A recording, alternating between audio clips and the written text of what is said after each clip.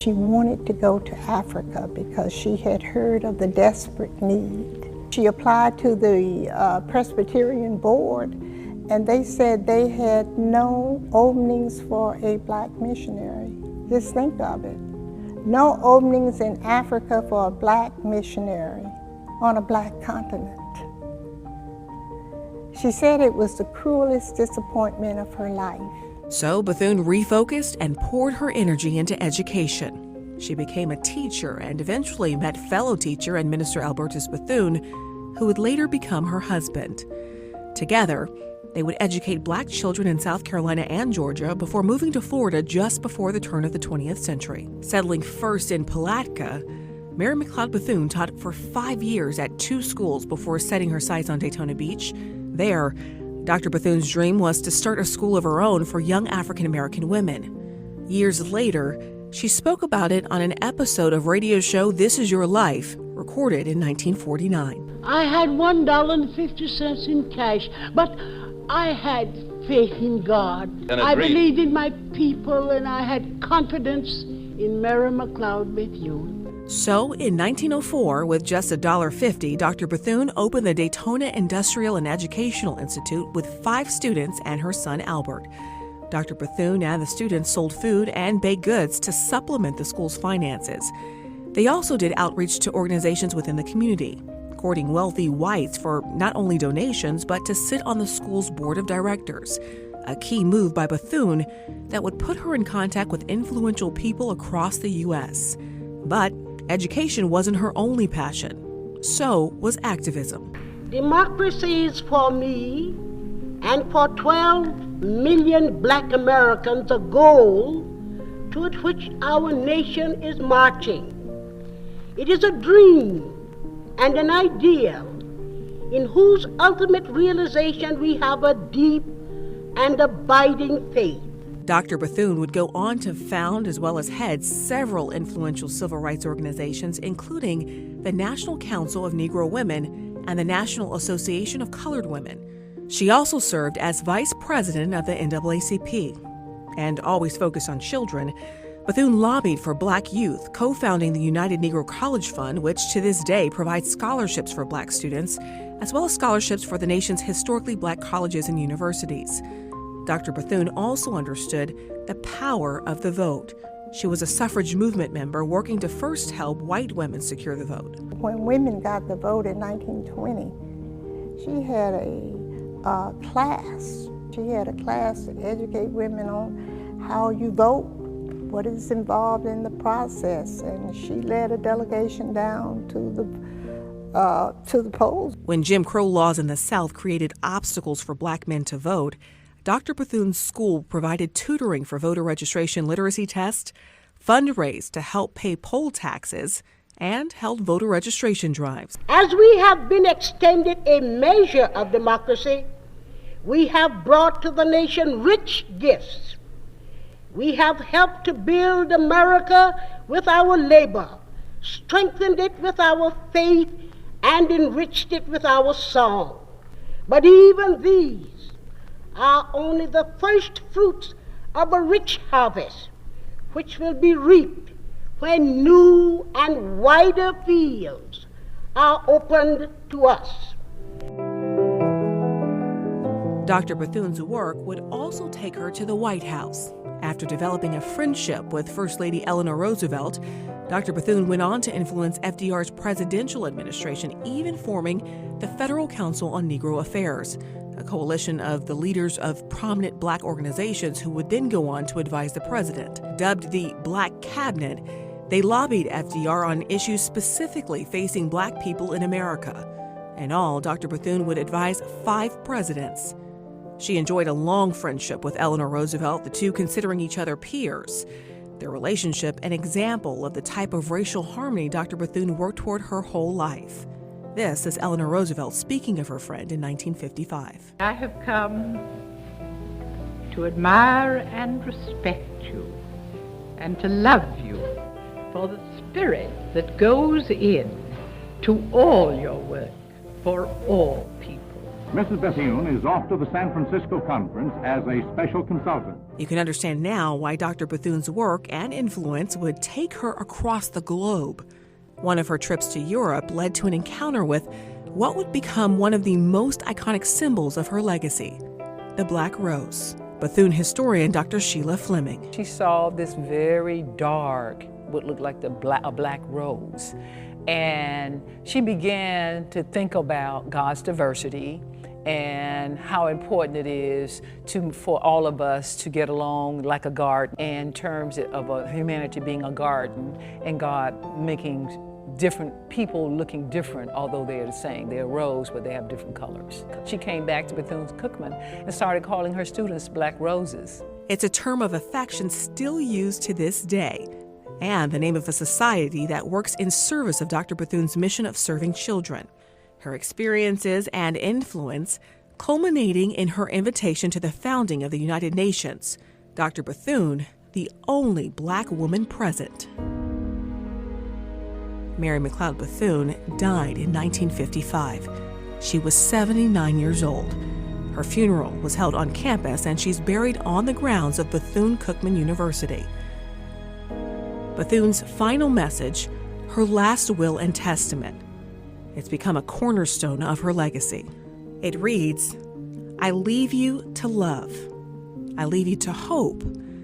I leave you your faith. I leave you a thirst for education. I leave you racial dignity. I leave you a desire to live harmoniously with your fellow men. I leave you, finally, a responsibility to our young people." Still to come. This beautiful piece of marble I am so lucky to have from the cave of Michelangelo. We're taking you to Italy for an exclusive look at the creation of Dr. Bethune's marble likeness. But first, more about Mary. I don't know if you can find a single figure in the history of Daytona that runs through the whole city in the way in which she did. From medicine to sports, and even oceanfront real estate, how she made her mark on Daytona Beach in ways you may have never heard of. When Chronicle continues.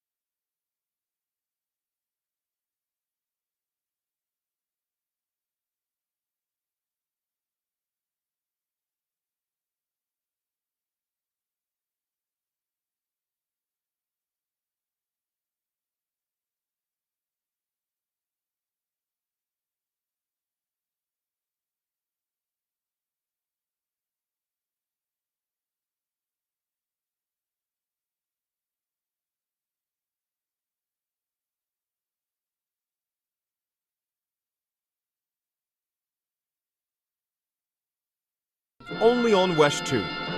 And whose life do we search tonight, Johnny? Tonight, this is your life, Mrs. Mary McLeod Bethune of Daytona Beach, Florida. On March 15, 1949, Mary McLeod Bethune was the subject of the popular NBC radio program, This Is Your Life. Mrs. Bethune and friends from her past who'd helped her rise from the daughter of former slaves to an education and civil rights champion traveled to New York City to appear on the radio show. Some say, I've heard it said Bethune, but you say Bethune. Do you mind if we look back through the 74 years of your life tonight?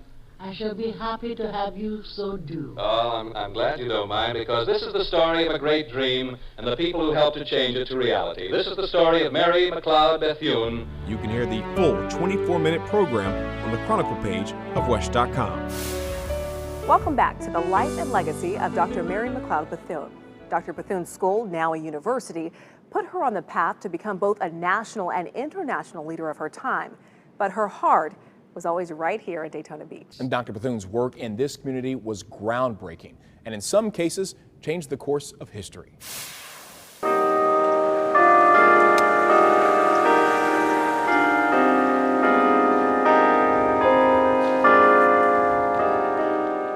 She was trying to be the conscience of the community. Dr. Mary McLeod Bethune was a problem solver, and her efforts helped make everyday life better for African Americans in her adopted home of Daytona Beach and Volusia County. Now retired interim BCU president Dr. Hiram Powell walked us through some of Dr. Bethune's enduring local accomplishments. Everywhere there was a need in the community that was not being met, she stepped in to meet that need.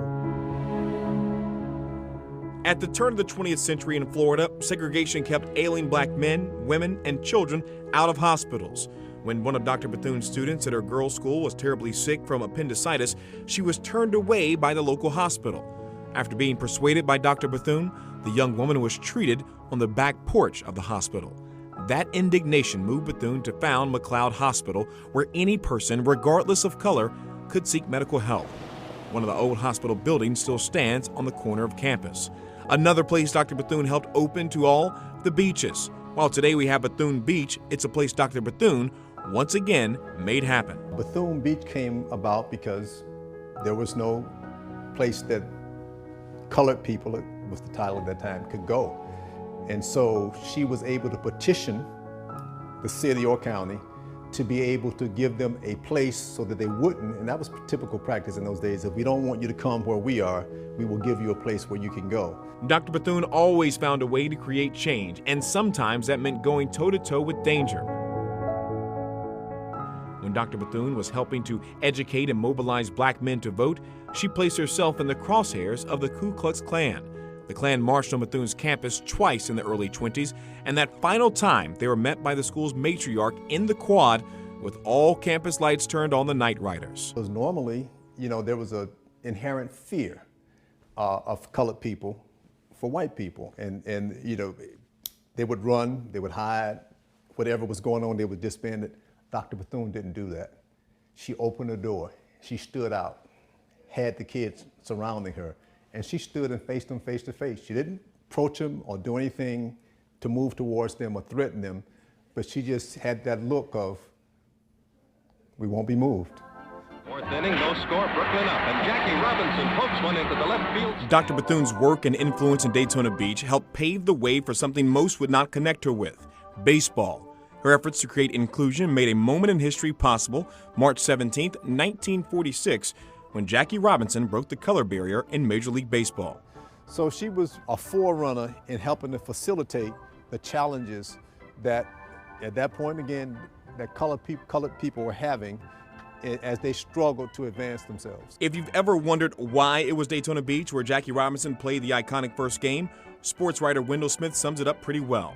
This progressive little resort on the banks of the beautiful Halifax River is now known as Florida's most liberal and American city.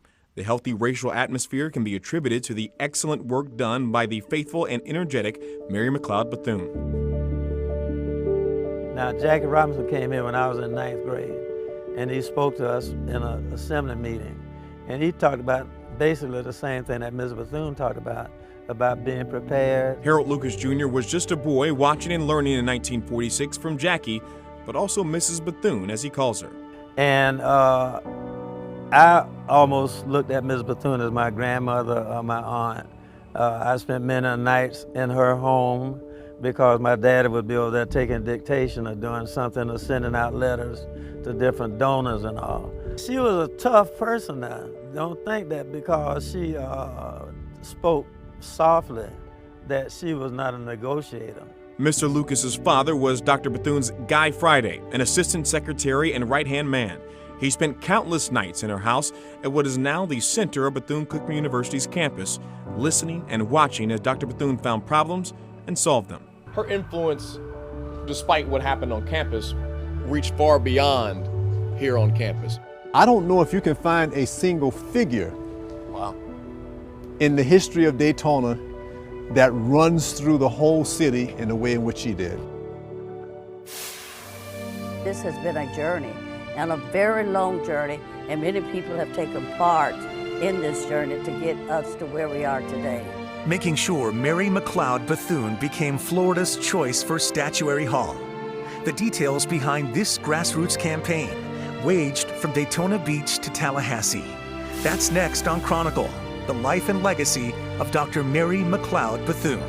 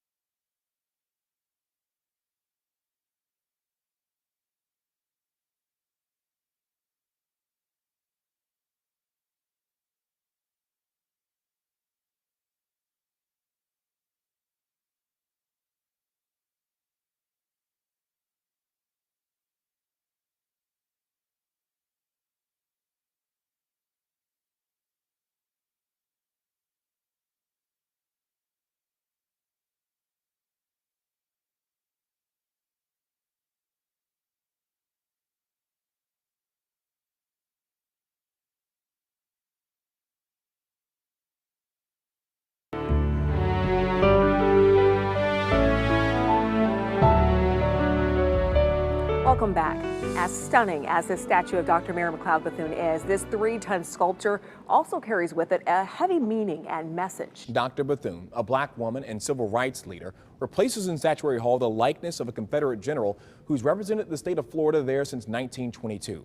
It is a seismic shift for a state that has wrestled with racial equity for more than a century. Getting to this place with Dr. Bethune as the state's choice as the next great Floridian has been a pretty long journey.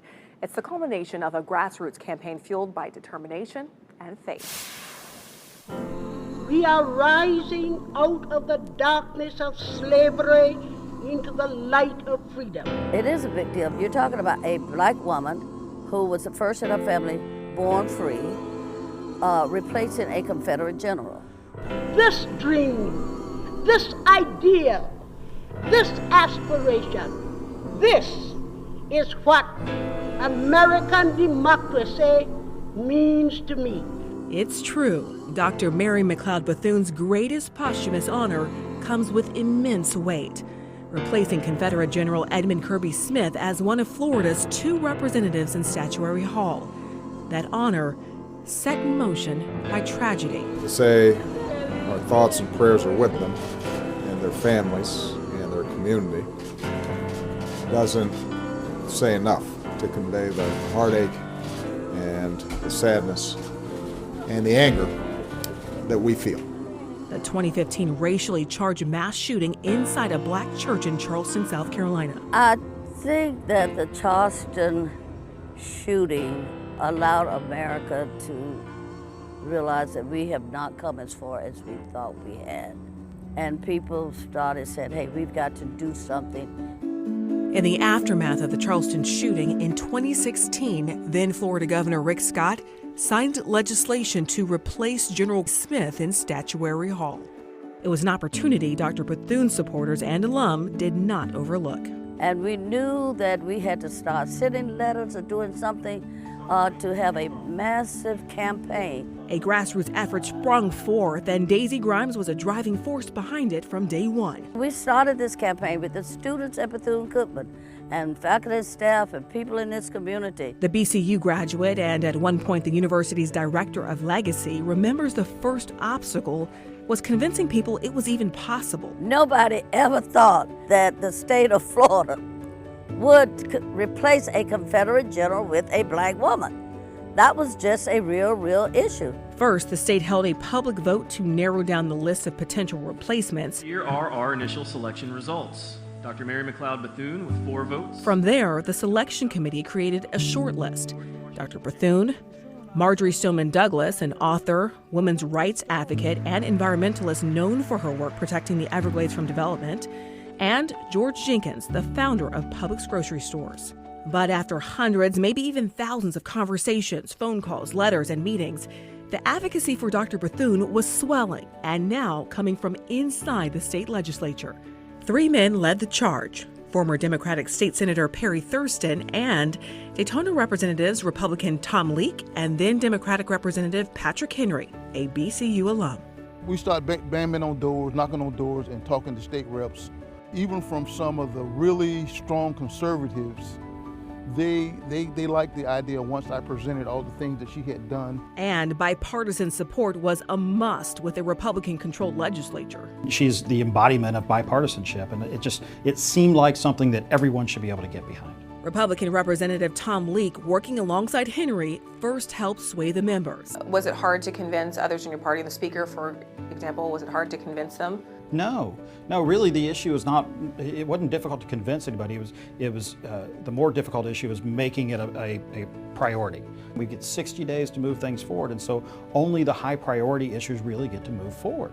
And what this needed was someone to come and push it and say, no, this is a high priority. And as soon as I sat down with the speaker at the time, he said, you're right, that is a high priority, and that's an opportunity that we should take. I only ask that when it's time to vote, that you vote yes, and join me in making history by putting Mary McLeod Bethune into Statuary Hall. And with that, Leake and Henry got it done. 111 yeas, 1 nays, Mr. Speaker. Show the bill passes. Congratulations, Representative Henry. And who was the one? The one was Jay Fant. Never forget that name. He was a state rep out of Jacksonville. He told me he just didn't think that was right to replace Confederate generals. Now it just had to pass the Senate, which it did, unanimously, thanks in large part to then State Senator Perry Thurston, who sponsored the Senate bill. The truth be told, we vote unanimously on a lot of legislation, but not on controversial legislation. And this had the capability of being controversial, but it wasn't. And it wasn't because the people in the places who had the opportunity to speak on behalf of making this change did. Even though the votes were in and counted, Dr. Bethune's statue wasn't yet a done deal. Here's why. To widen the appeal of their candidate during the selection process, the backers of Marjory Stoneman Douglas and George Jenkins offered to pay for the statue's creation, taking the cost burden off of the state of Florida. So, to keep her in the running, Dr. Bethune's supporters did the same. You know, you've got some great people who put together the financing subsequent that made it happen. Helping lead that effort, the Mary McLeod Bethune Statuary Fund chairperson, Nancy Lohman. In my opinion, it's kind of a bigger mission than that, just raising money. You know, I want to raise the awareness and make sure the whole world appreciates who Dr. Mary McLeod Bethune is. Under Lohman's leadership, the Statuary Fund raised more than $700,000 to pay for the marble statue, a bronze replica, which will stand in Daytona Beach, and the creation of a K-12 curriculum about Dr. Bethune for public schools. I think there's a tremendous sense of pride in our community that Mary McLeod Bethune, this trailblazer, this community activist, this woman who did things that that were remarkable. And I just hope and will try my best to make sure that the entire community embraces her as the hero that she is. Next, we are taking you to the Italian Alps. Now I feel that she's so deserving, and that it's such an honor for me to do a person of, a giant of a person. See where and how the 11-foot, 6,000-pound, one-of-a-kind statue was created when Chronicle continues.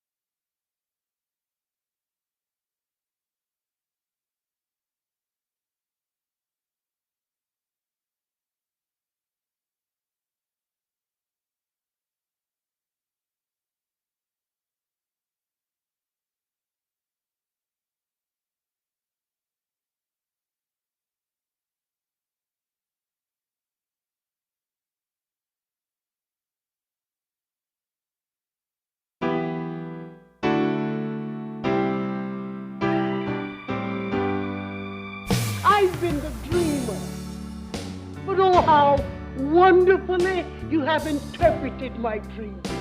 A new day is dawned for the legacy of Dr. Mary McLeod Bethune, once nicknamed the First Lady of the Struggle.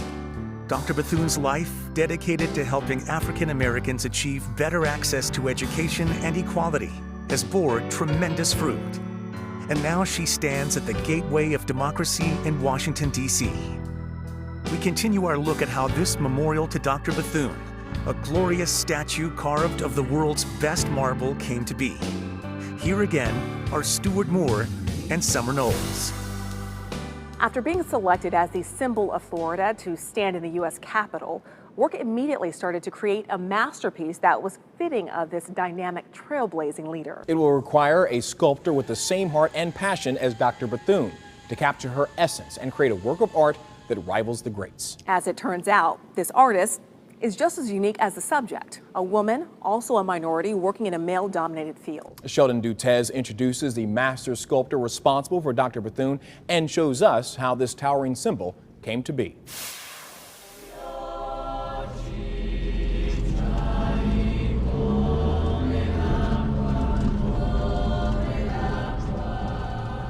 You see the Campanile, which was designed by Michelangelo. Thousands of miles from Florida, across the Atlantic. To be here is like a dream for most sculptors, to be able to come to Pietrasanta from all over the world. In Pietrasanta, Italy.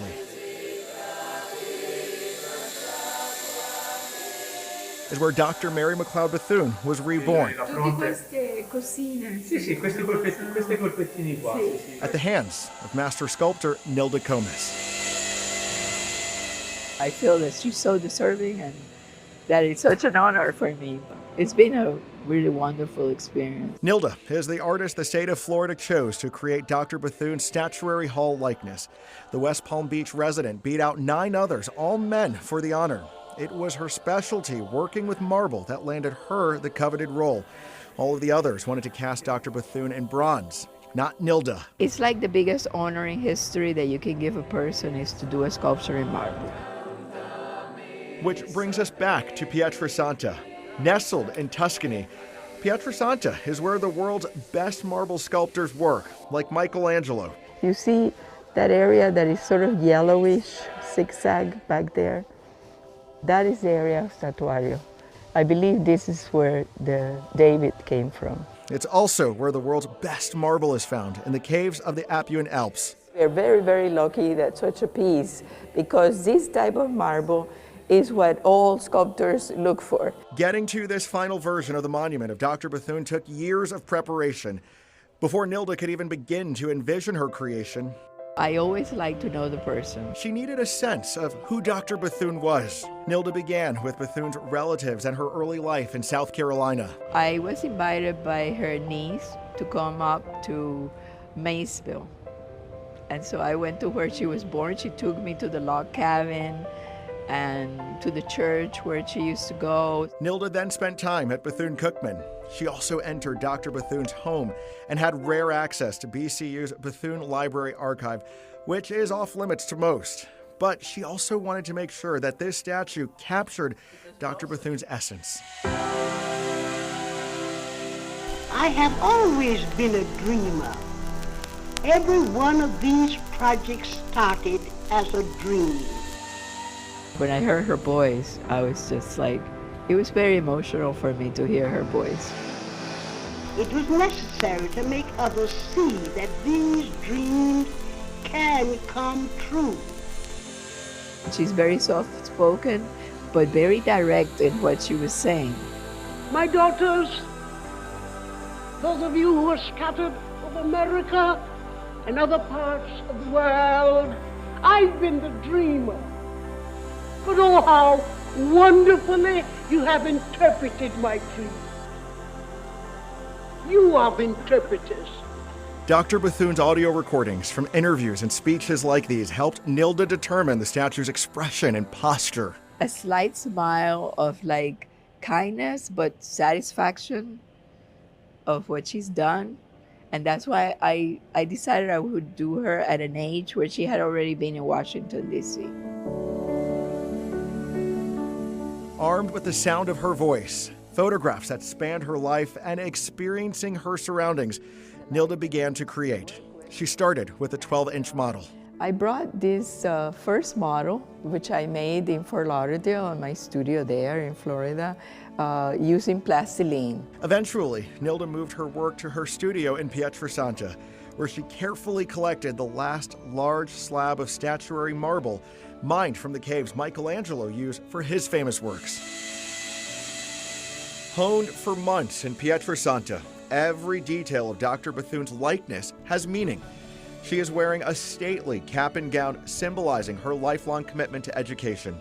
Dr. Bethune is also holding a walking stick carved in the likeness of the one given to her from President Roosevelt's collection. And Dr. Bethune's other hand is a black rose. The unique flower became an important symbol to Bethune after discovering it during her travels to Europe.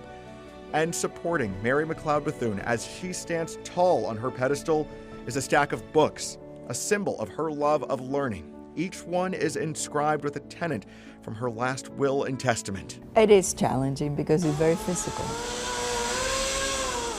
We have to constantly be moving the scaffolding, and your hands get tired, your eyes get tired, you get dust in your eyes. But it is also very rewarding because as you work, you see what you've done. And what she did is create a masterpiece. I wanted her to look strong because she was a strong woman, but I also wanted her to be kind because she was a kind woman. So I wanted to show it in her eyes. When people see this statue, what do you want them to take away from it? I want them to understand humankind, that we are all kind, should be kind to each other like she thought. Nilda Comas, the first Hispanic woman to sculpt a female figure for Statuary Hall, told me this work will stay with her for the rest of her life. What is the one thing about her that you're going to take away from your research and your experience throughout all of this? Perseverance. She was determined and she had a lot of perseverance.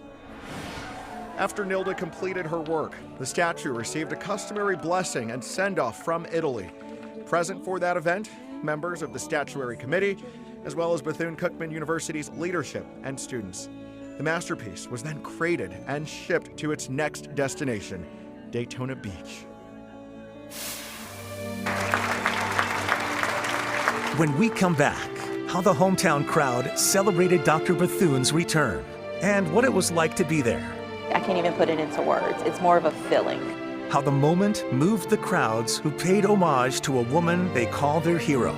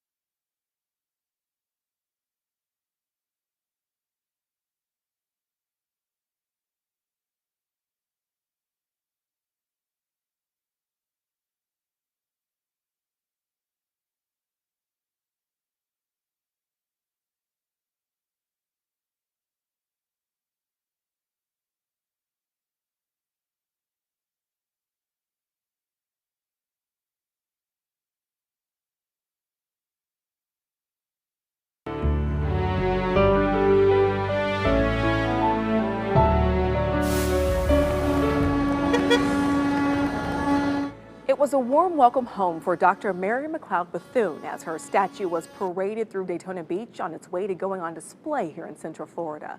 A police escort brought the marble masterpiece right down Dr. Mary McLeod Bethune Boulevard and through the campus of VCU.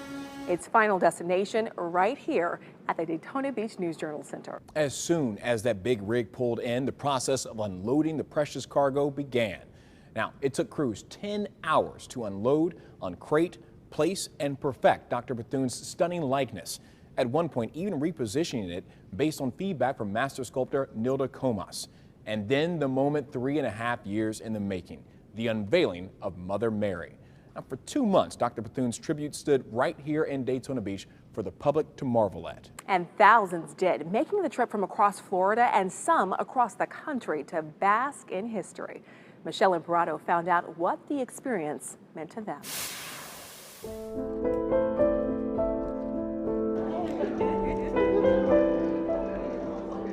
I just got emotional, especially looking in her eyes, and I could see her strength and her kindness.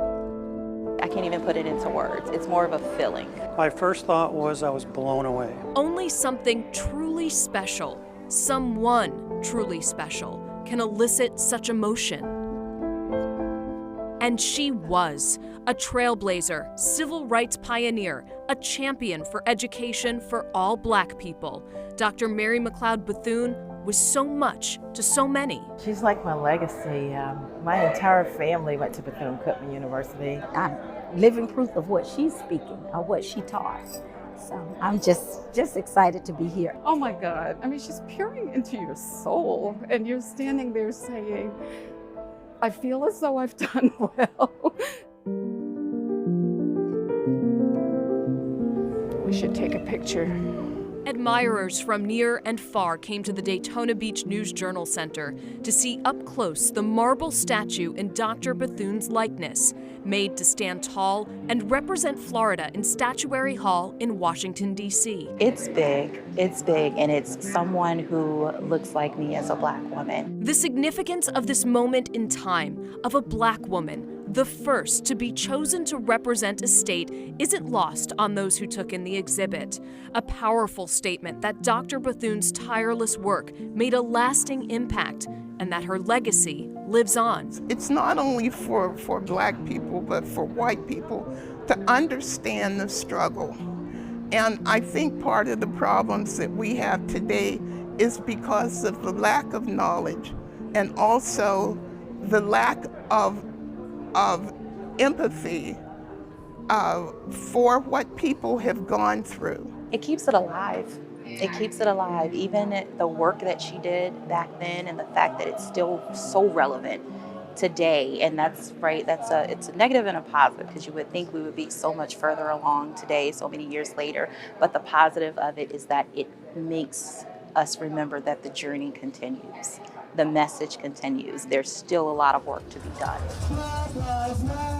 And because the fight against racial injustice does continue today, I put that she was the first African-American woman to represent the state. A new generation in Volusia County is now learning about Dr. Mary McLeod Bethune more than ever before. I think it's really an honor to be able to see this before it goes up to DC. Students throughout the district took part in interactive field trips to Dr. Bethune's exhibit. The pair would educate Black children in South Carolina and Georgia before moving to Florida. Most of them initially only knew of her name, but after reading the literature, hearing the story of her life, and seeing her towering statue, they walked away with a better understanding of Dr. Bethune's influence. I definitely feel very inspired. It just shows anybody can do something. When she was super little, she was inspired to be educated, and now she helped educate many different people. Very, very cool, very interesting, just to see everything, and especially the heart in her neck.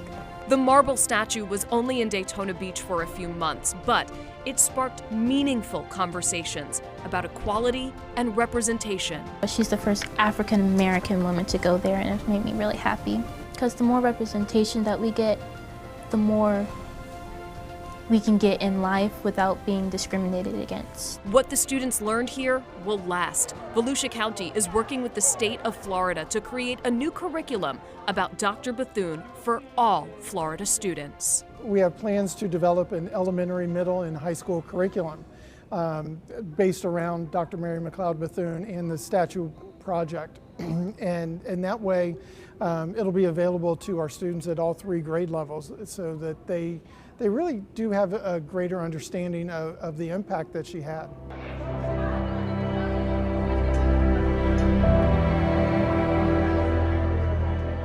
A fitting and possibly overdue tribute to a woman who started her lifetime of work through education. It's been said Dr. Bethune hasn't been given her proper place in history.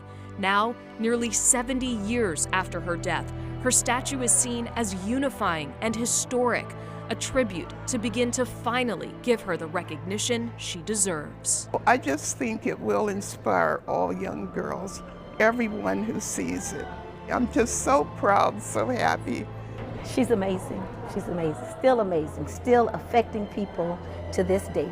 I stood under the statue and I looked in her eyes, and she was looking directly at me, and I was hoping that she was saying, "Well done," because you want her to be proud of us.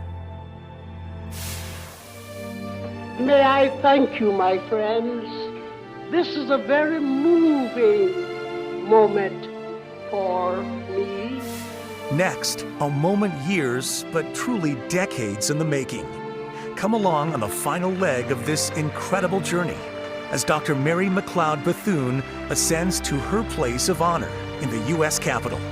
When Chronicle continues.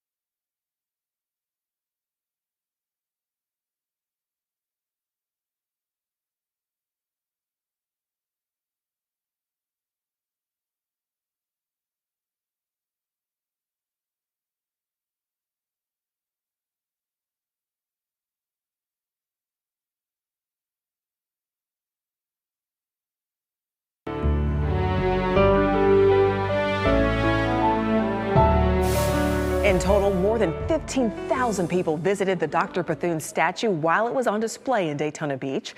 After its residency at the News Journal Center, the marble masterpiece was meticulously recreated and prepared for the journey to its permanent home, Statuary Hall at the U.S. Capitol. And Stewart has made his way there as well. He joins us now from Washington, D.C. Hey, Stu. Summer, I am just outside the U.S. Capitol where Dr. Mary McLeod Bethune's gorgeous marble replica now resides. It's been more than 6 months since Dr. Bethune's statue was on display in Daytona Beach. We just saw how the statue was carefully packed up from that exhibit to be moved here to D.C. But on the way here to the nation's capital, Dr. Bethune took a small detour. The semi-truck carrying Dr. Bethune's statue from Daytona Beach to Washington, D.C. made a special stop along the way. Maysville, South Carolina, Dr. Bethune's birthplace. Crowds there were able to catch a quick glimpse of her marble likeness before getting back on the road to Washington.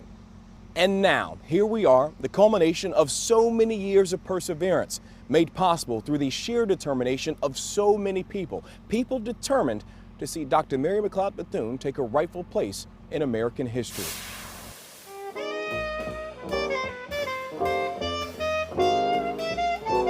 Today is the beginning of the celebration. You get a pom-pom to celebrate. It's the weekend before Dr. Bethune's statue installation in Washington, D.C., and a good crowd has gathered at Lincoln Park. It's where Mother Mary's first national tribute stands. Everyone is in a celebratory mood. The Statuary Hall installation is just 3 days away, but happy birthday to you. It's also Dr. Mary McLeod Bethune's 147th birthday. Each year, there's a celebration of her birthday here, but this year, no one can deny it's especially sweet.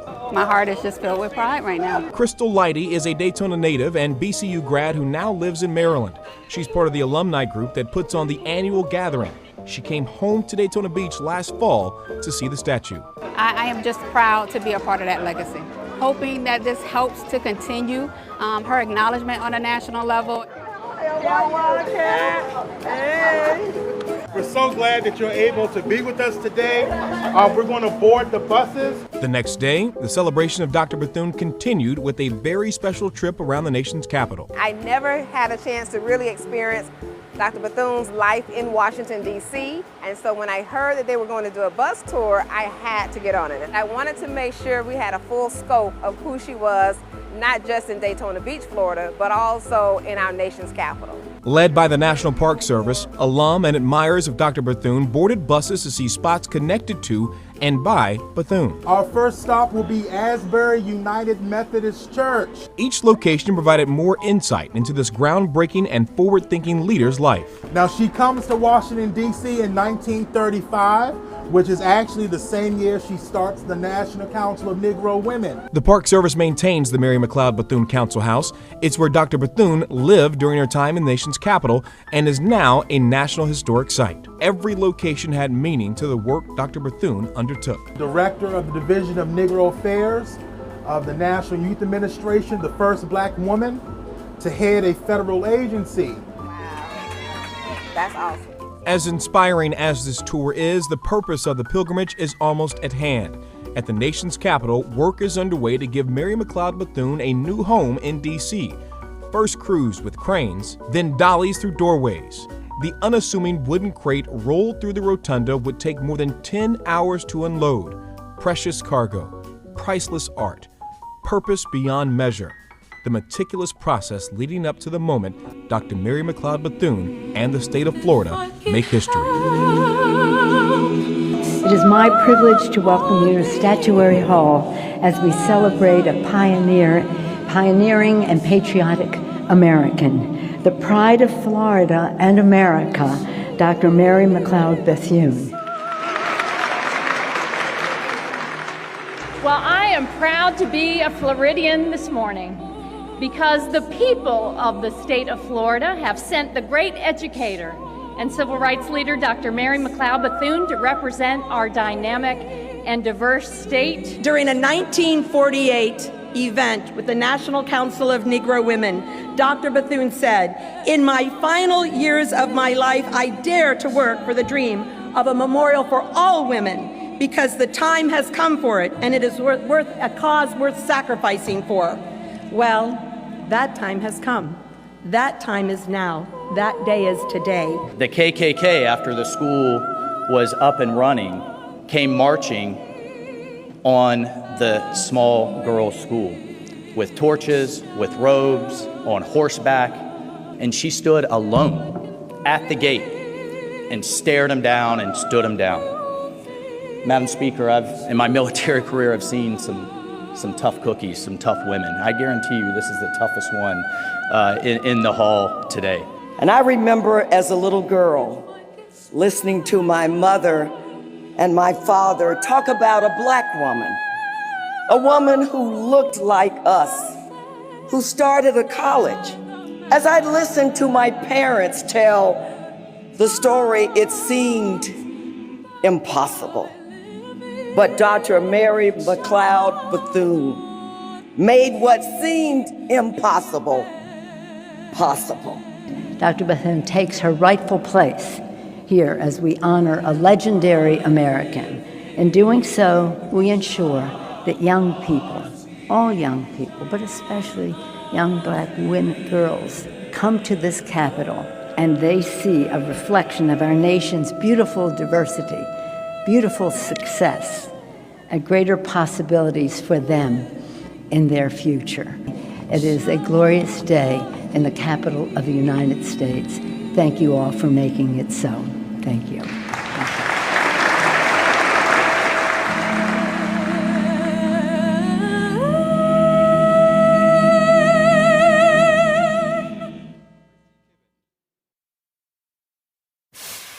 Seeing Dr. Bethune's statue here in its permanent home is truly a sight to behold. This honor now elevates her place in history, with Dr. Bethune's story hopefully inspiring new generations in her likeness. It has been our great privilege to document Dr. Bethune's life and the work of so many people to honor Dr. Bethune in such a significant way. For Summer and the entire Chronicle team, thank you for watching.